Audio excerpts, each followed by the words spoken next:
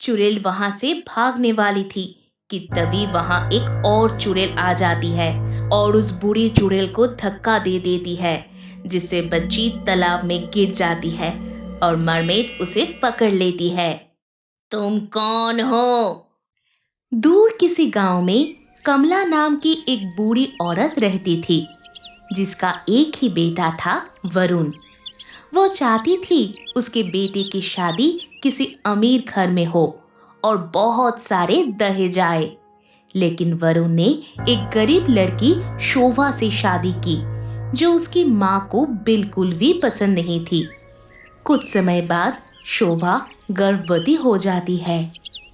मेरी बात ध्यान से सुन। मुझे मेरा वंश चलाने के लिए एक पोता चाहिए।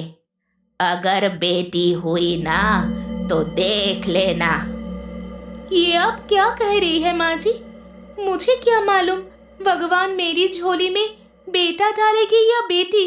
ये तो भगवान के हाथ में है ना।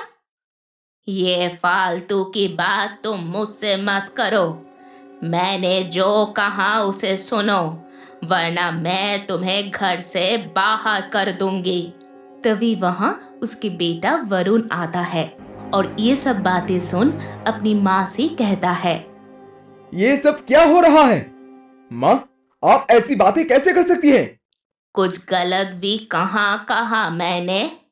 पहले तुम दोनों ने अपनी मर्जी से शादी कर ली। अब क्या मैं अपनी औलाद से एक बेटे की उम्मीद भी नहीं कर सकती क्या? लेकिन माँ, लड़का या लड़की कोई भी हो, वो अंश हमारा ही है, इसीलिए आप ऐसे बातें मत करो। मैं सब अच्छे से समझ रही हूँ। जब से ये लड़की यहाँ आई है, तब से तू भी बदल गया है। नहीं माँ, ऐसा कुछ भी नहीं है। अब गलत समझ रही हैं। तुम्हें जो करना है करो। मैं अब तुम दोनों को कुछ नहीं करूंगी। मुझे बस मेरा पोता चाहिए।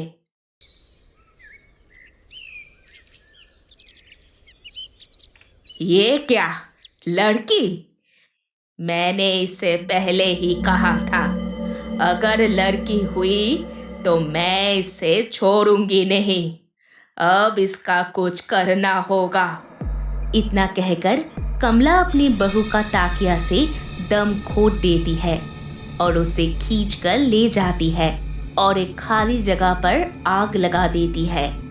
उसका तो काम खत्म हो गई। अब इस लड़की की बारी। कमला उस बच्ची को लेकर चुपके से बाहर चल जाती है। इस बच्ची को मैंने ऐसे जगह भेजूंगी जहां से ये दोबारा वापस ना आ सके। कमला उस बच्ची को लेकर जंगल के पास एक तालाब के पास चल जाती है। इस बच्ची को जमीन के अंदर गाड़ देती हूँ। किसी को पता नहीं चलेगा कि ये बच्ची कहाँ गई। फिर मैं अपनी बेटे की शादी एक अमीर घर की लड़की से करवा दूंगी और वो मुझे एक पोता भी देगा। इतना कहकर कमला उस बच्ची को जमीन में गाड़ कर वहां से चल जाती है और जिस बच्ची को उसने गाड़ दिया था वो जिंदा थी, जिसके रोने की आवाज जोर जोर से हर तरह गूंज रही थी। ये आवाज सुनकर एक चुड़ैल वहां आती है और कहती है, आहा, ये तो किसी नन्हे बच्चे की खुशबू है। लगता है यहाँ किसी ने कोई बच्चा गाड़ दिया है। इतना कहकर वो चुड़ैल उस बच्ची को जमीन से बाहर निकल देती है, जो अभी भी जिंदा थी। वाह वाह, क्या खुशबू है। एक ताजे बच्चे को खाने में तो अलग ही मजा आएगा। इसे खाकर मेरी शक्तियां और बढ़ जाएंगी। इतना कहकर वो चुड़ैल उस बच्ची को खाने ही वाली होती है कि तभी उस तालाब से एक मरमेड बाहर आती है और चुड़ैल को रोक कर कहती है, रुक जाओ, तुम उस बच्ची को नहीं मार सकती। और भला मैं इसे क्यों नहीं मार सकती? इस बच्ची को मैंने जमीन से बाहर निकलाया है, तो इस बच्ची को मैं ही खाऊंगी और सर्वशक्तिशाली हो जाऊंगी। नहीं, मेरे रहते तू ऐसे नहीं कर सकती। तुम मुझे नहीं रोक पाओगे मरमेड, मैं इसे लेकर चलती हूँ। चुड़ैल वहां से भागने वाली थी कि तभी वहां एक और चुड़ैल आ जाती है और उस बूढ़ी चुड़ैल को धक्का दे देती है, जिससे बच्ची तालाब में गिर जाती है और मरमेड उसे पकड़ लेती है। तुम कौन हो और तुम्हारी हिम्मत कैसे हुई मुझे धक्का देने की? मैं इस बच्ची की माँ हूँ और तुम मेरी बच्ची को नहीं खा सकती, समझी? क्या कहा? तुम इसकी माँ हो? अब इसकी माँ भी यहाँ है, तो तुम्हारी यहाँ से जाने में ही भलाई है बूढ़ी चुड़ैल, समझी तुम? देख लूंगी, तुम दोनों को मैं देख लूंगी। इतना कहकर वो चुड़ैल वहां से चल जाती है और मरमेड अच्छी चुड़ैल से कहती है, तुम कौन हो और क्या सच में ये बच्ची तुम्हारी है? हाँ, ये बच्ची मेरी है। फिर इसे यहाँ इस जगह किसने जमीन के नीचे गाड़ दिया? मेरी सास ने। उन्हें हमेशा एक अमीर घर की बहू चाहिए थी और एक पोता, लेकिन मैं एक गरीब घर से थी जिससे उनके बेटे ने शादी की। पर ये बात मेरी सास को बिल्कुल भी पसंद नहीं थी और बेटी का जन्म होने की वजह से उन्होंने धोखे से मुझे मार दिया और अब मेरी बेटी की जान लेने की कोशिश की। वो तो बहुत बुरी औरत है, लेकिन मेरी बदकिस्मती तो देखो, मैं अब अपनी बेटी को छू भी नहीं सकती हूँ, ना उसे गोद में ले सकती हूँ। अगर मेरी सास को पता चल गया कि मेरी बेटी जिंदा है तो वो उसे फिर से मारने की कोशिश करेंगी। तुम चिंता मत करो, मैं तुम्हारी बेटी को अपनी बेटी की तरह पालूंगी। आज से ये मेरी भी बेटी है, उसका पालन पोषण मैं करूंगी। लेकिन मैं अपनी सास से बदला लेकर अपने पति को सच्चाई बताना चाहती हूँ। ठीक है, मैं तुम्हें अपनी शक्तियों से कुछ ऐसे शक्ति दूंगी जिनके मदद से तुम अपनी सास को अच्छा सबक सिखा सकती हो और अपने पति को सच्चाई बता सकती हो। लेकिन उससे पहले कुछ दिन तुम्हें अपनी बेटी का ध्यान रखना होगा, क्योंकि मैं एक मरमेड हूँ जो पानी के अंदर रहती हूँ। मैं बाहर आऊंगी तो मर जाऊंगी, इसीलिए तुम्हें तालाब के बाहर इसका ख्याल रखना होगा और तालाब के अंदर मैं इसका ख्याल रखूंगी। ठीक है, जैसे तुम कह रही हो मैं वैसा ही करूंगी।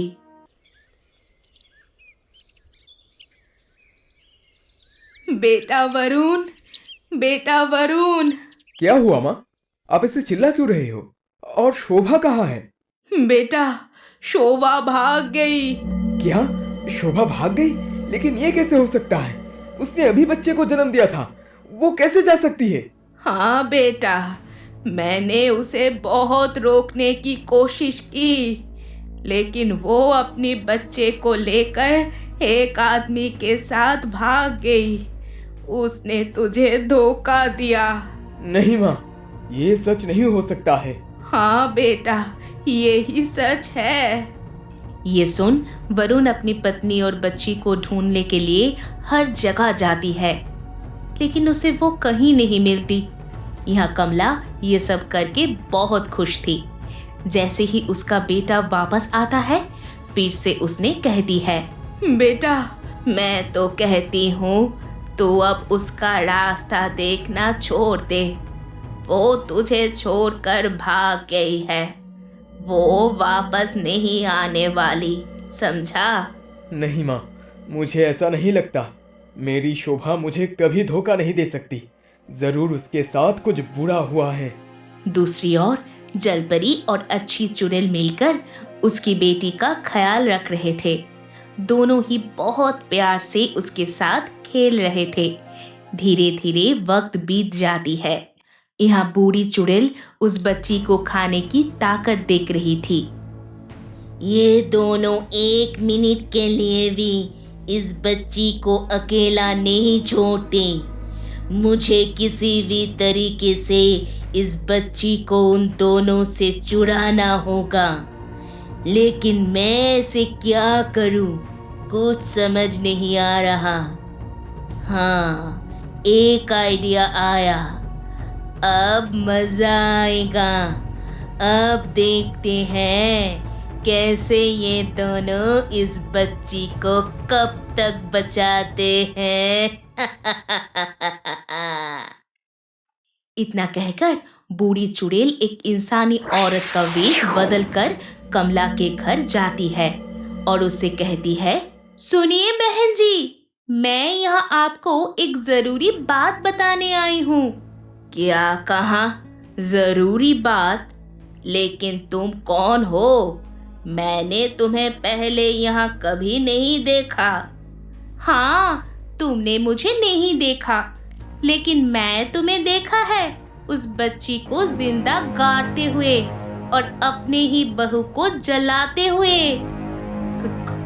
कौन हो तुम और ये सब कैसे जानती हो? मुझसे डरो मत, मैं तुम्हारे ये राज किसी को नहीं बताऊंगी। मैं तो यहाँ तुम्हारी मदद करने आई हूँ और तुम्हें ये बताने आई हूँ कि तुम्हारी बहू एक चुड़ैल बन गई है और उसने अपनी बच्ची को उस खड्डे से निकाल दिया है और अब वो तुमसे अपनी मौत का बदला लेने आने वाली है। क्या मेरी बहू चुड़ैल बन गई है? वो तो मुझे मार डालेंगी। मैं क्या करूं? क्या करूं? तुम डरो मत, मेरे पास उससे बचने का एक रास्ता है। हाँ हाँ, बताओ क्या रास्ता है? बस मुझे उस चुड़ैल से बचा लो। तुम बस एक तांत्रिक को तालाब के पास वाले पेड़ के पास ले जाओ। वहीं उस पेड़ पर अपने बच्चे के साथ रहती है वो। तुम तांत्रिक से कहना कि वो तुम्हारी भूतिया बहू को अपनी कैद में ले ले और उससे तुम्हारी जान बच जाएंगी। हाँ, ये सही रहेगा। मैं आज ही किसी अच्छे तांत्रिक के पास जाती हूँ। इतना कहकर कमला जल्दी से एक तांत्रिक के पास जाती है और उसे सब बताकर अपने साथ उस तालाब के पास वाले पेड़ के पास ले जाती है। हाँ, यही, मैंने यहाँ अपनी पोती को गाड़ दिया था और ये पेड़ है जहाँ वो चुड़ैल रहती है। अच्छा, तो ये जगह है जहाँ वो चुड़ैल रहती है। अब चिंता मत कीजिए, मैं उसे पकड़ लूंगा। इतना कहकर तांत्रिक कुछ मंत्र पढ़ना शुरू कर देती है। तभी वहाँ अच्छी चुड़ैल आ जाती है। ये तुम क्या कर रहे हो? मुझे क्यों कैद करना चाहते हो? क्योंकि तुम एक बुरी चुड़ैल हो और तुमने इन्हें बहुत परेशान कर रखा है। बल्कि ये मेरे और मेरे बच्ची की कातिल है और खुद को बचाने के लिए ये सब कर रही है। ये तो बस बहाना कर रही है। ये चुड़ैल गांव वालों को परेशान करती है। इसे कैद कर लो ताकि ये किसी को परेशान ना कर सके। तांत्रिक अच्छी चुड़ैल की कोई बात नहीं सुनता और उसे एक बोतल में कैद कर लेता है। यहाँ उसके कैद होने के बाद कमला कहती है, चलो, माँ तो गई, अब इस बच्ची को मैं इस तालाब में फेंक देती हूँ ताकि ये भी हमारी जिंदगी से हमेशा के लिए चली जाए। जैसे ही वो उस बच्ची को तालाब में फेंकती है, वैसे ही तालाब में रहते वाली मरमेड उसे पकड़ लेती है। हे भगवान, एक जीवित जल पड़ी। निर्दयी इंसान, जब पहले तू इस बच्ची को नहीं मार सकती थी तो दोबारा इसे मारने आ गई। अब तुम कौन हो जिसे तुम्हें कैद किया है वो कोई बुरी आत्मा नहीं है, बल्कि इस बच्ची की माँ है। और जो चुड़ैल सबको परेशान करती है वो ये है, जो एक इंसान के वेश में तुम्हारे साथ खड़ी है। ये शुरू से ही इस बच्ची को खाना चाहती है, लेकिन मैंने ऐसा नहीं होने दिया। और ये औरत जिसके कहने पर तुम यहाँ आए हो वो एक कातिल है, जिसने अपनी ही बहू और उसके बच्चे को मारा है। तुम गलत का साथ दे रहे हो तांत्रिक। अरे नहीं, मेरी सच्चाई तो सामने आ गई, लेकिन उसके बाद भी तुम मेरा कुछ नहीं बिगाड़ सकती मरमेड। आज नहीं तो कल मैं इस बच्ची को खाकर ही रहूंगी। तभी तांत्रिक अच्छी चुड़ैल को छोड़कर बुरी चुड़ैल को कैद कर लेता है। अनजाने में एक बड़ा पाप होने वाला था, लेकिन अब मैं अपनी गलती को सुधार लिया है और इस बुरी चुड़ैल को पकड़कर अच्छी चुड़ैल को रिहा कर दिया है। आपका बहुत बहुत धन्यवाद। तुम्हारे साथ जो हुआ वो गलत हुआ। अब तुम अपने साथ हुए अन्याय का बदला जैसे चाहो वैसे ले सकते हो। अरे तांत्रिक के बच्चे, मैं तो तुझे अपनी मदद के लिए लेकर आई थी, तूने तो मुझे ही फंसा दिया। भाग कमला भाग, वरना ये दोनों तेरी जान ले लेंगे। कमला जोर से ही भागती हुए अपने घर जाती है और उसके पीछे अच्छी चुड़ैल यानी कि उसके बहू की आत्मा भी जाती है और अपनी सांस के शरीर में समा जाती है। घर पर वरुण अपने पत्नी और अपनी बच्ची के बारे में सोच ही रहा था। तभी कमला को अजीब बर्ताव करते हुए देखता है। कहता है, क्या हुआ माँ, आप ऐसे दौड़ क्यों रहे हो? कुछ हुआ है क्या?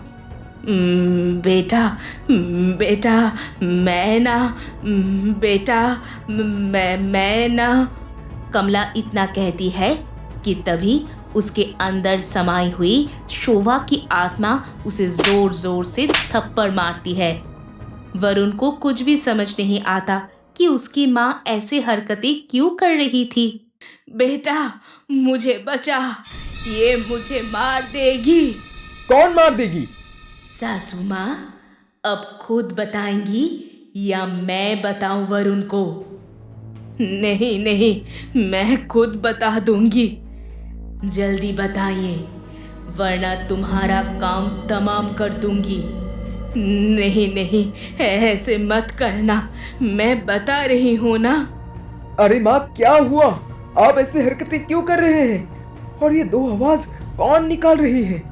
कमला डर की वजह से अपनी बेटे को सब सच बता देती है और सच बताने के बाद उसकी पत्नी यानी शोभा की आत्मा कमला की शरीर से बाहर आ जाती है। मुझे माफ कर दो शोभा, मैं तुम्हें और अपनी बच्ची को नहीं बचा पाया। अब होने को कोई नहीं बदल सकता है। मेरे जाने का वक्त आ गया है, लेकिन अब आपको ही हमारी बच्ची का ख्याल रखना होगा।